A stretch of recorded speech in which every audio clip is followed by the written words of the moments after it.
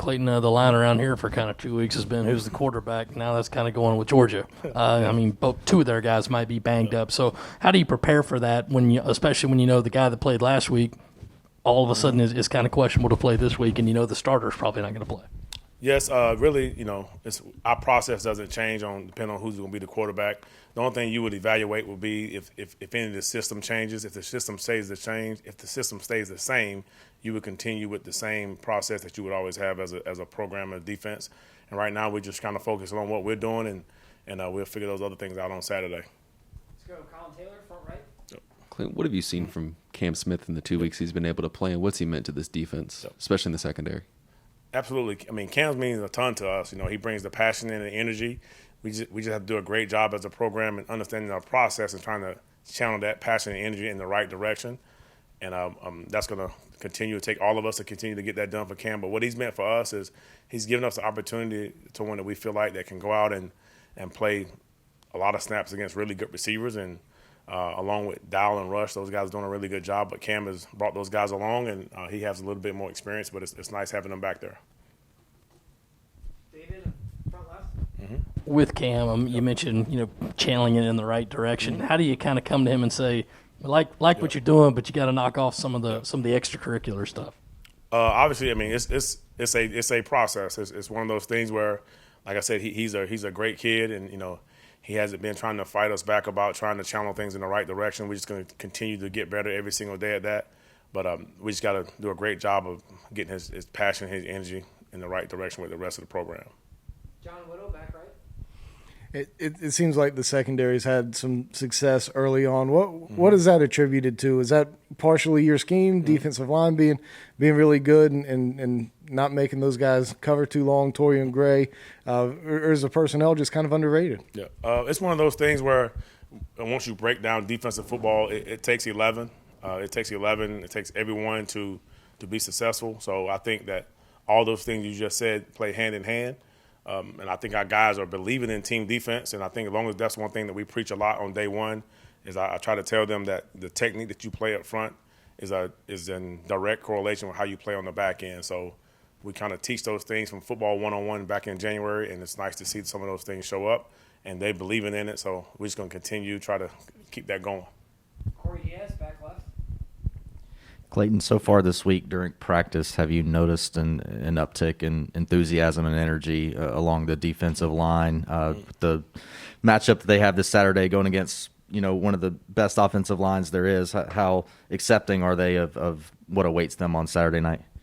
Our guys are very accepting of the challenge. We understand where we're going on Saturday and who we're going against, but the process should not change. Your attitude should not change. And how you come to work should not change. Obviously, your only thing that changes on Saturday is who you're playing against. But we've been trying to preach that from day one. So Eastern Illinois was just as important as any other game that we played. So we want to continue that mindset and the process and keep our guys in the right mind. But obviously, we know it's the opponent that we're playing on Saturday. So obviously, our Georgia guys, all of our guys up front, everyone on this football team should be a little bit more excited because it's SEC football, not just the fact that it's UGA. Let's go to way in the back to Phil Kornblue.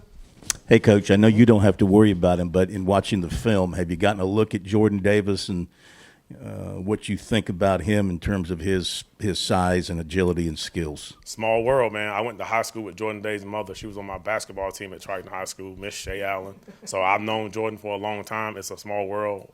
We don't want to get into how, it's just a small world, man. He came on a visit to the previous school I was at in North Carolina. And then just kind of asked, figured out that his mother was Shay Allen. She was on my class of '94 for Triton High School basketball team. So he's a big kid. He's a big man. So that's all it is. All I got. Let's go to Greg Portnoy Yep. in the middle. Not sure how to follow that one up, but with the defensive line, obviously you guys have gotten a lot of pressure, at least early. Just how much have you seen that maybe take some pressure off the back end of the defense, if at all? And what is it that they're doing that's maybe helping the rest of the defense and sort of setting up the rest of the defense for success as well? Really, everything starts, it starts up front. And, our guys, we understand that and we preach it. So our guys just got to continue to play team defense, like we said earlier. Our DBs have to understand down and distance. All those things play a factor in how you play, how fast the ball is coming out. Those are all the things that Coach Gray, myself, Coach Beamer, everyone who's speaking, The longer you cover, obviously we need more pressure and vice versa. So if they get there fast, we don't have to cover as long, down and distance. So those things are that we're harping on. And our guys, that's called football IQ, football awareness. And those things started back in January. So we just got to continue to grind, continue that process. And I think our guys will just continue to get better every day at practicing at games. That's the goal. Let's go Colin Taylor in the front right. Clayton, is there anything unique about what Georgia does offensively, or is it just they have a bunch of really good explosive players and a really good offensive line and just go with that? I think they have a great system. One, I think they do a great job of mixing things up. They do a great job of getting a lot of guys involved, and they know when to use the back. They know when to use their scat backs. They know when to use the receivers, tight ends. I think, they do a great job of just mixing things up, and that makes it hard for any defense. And I guess, obviously, the defense has played well the first 2 weekends. How much of that has been – how well received has that been on the recruiting trail, and how often do you talk about the stuff you're putting on film through the first 2 weeks with the guys you're talking to? Well, the main thing, we just want to make sure they understand that, things that we told them that we were going to do as far as how we're going to use our scheme, how we use each player at each position. I think we kind of preach on that more. We don't really kind of get into look what we're doing, woo-woo, and all that kind of stuff. But it's more just about the system that we told you guys that we're going to run, how we're going to utilize you as a player when you come here, and just how we're going to develop you. So that we kind of focus on that more than we do what's going on the stat world. Let's go to Augustus Stone in the middle, right behind the camera. Mm-hmm. So through the first 2 games, I want to know, is there any guy who's kind of like stood out to you, just kind of surprising you from, really performing well? And then also, how would you evaluate your new guys, like Carlin Splittell and David Spalding, just kind of how have they been able to get into the swing of things? Obviously, some of the guys that are standing out that to me that goes unnoticed. I think that's what you said. And to me, I keep going back to Aaron Sterling. I always keep saying him, but I feel like the way he plays on certain downs, I think Sherrod Green is doing some things that goes unnoticed.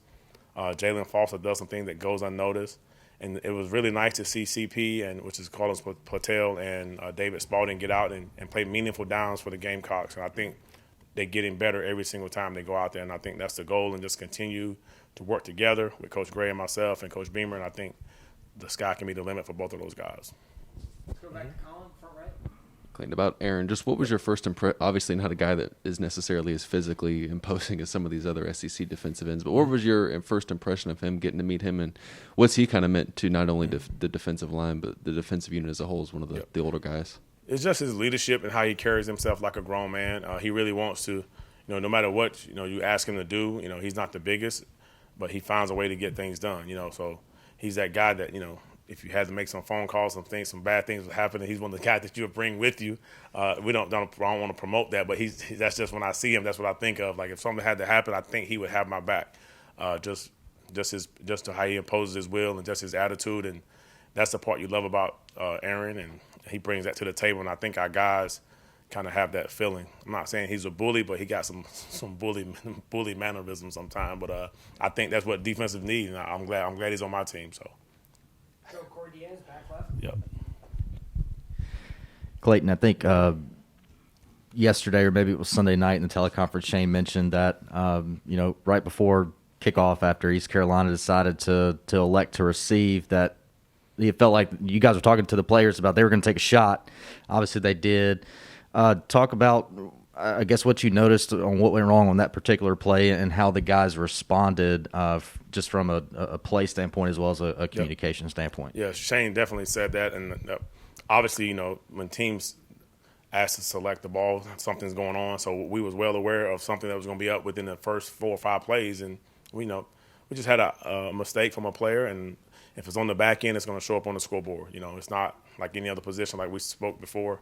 So that was that. And I transitioned to the sideline. Our guys came, and all of them said when they came, if they got to trick us, that's telling you they don't think they can beat us. That was kind of the mindset on the defensive sideline. And I was kind of shocked to hear our guys say that. So that kind of kept us calm. And obviously I didn't go crazy because I knew we had a ton of plays left to play, and 1 touchdown don't win football games for the most part. Anything else for Coach White? Let's go last question to John Wood on the back right. Who are 2 or 3 of the other guys who you would take with you into a bar fight? I didn't say bar fight. Any back alley fight, any kind of fight. Okay. If I'm going down a dark alley and I don't feel comfortable, I'm bringing Aaron Sterling, I'm bringing Brad Johnson, Sherrod, and that's about it. You said 2 or 3, so I'm gonna stop. I think I'm good if I got those 3 with me. I'll be all right. I promise you. All right, take care. Y'all have a good one. See y'all.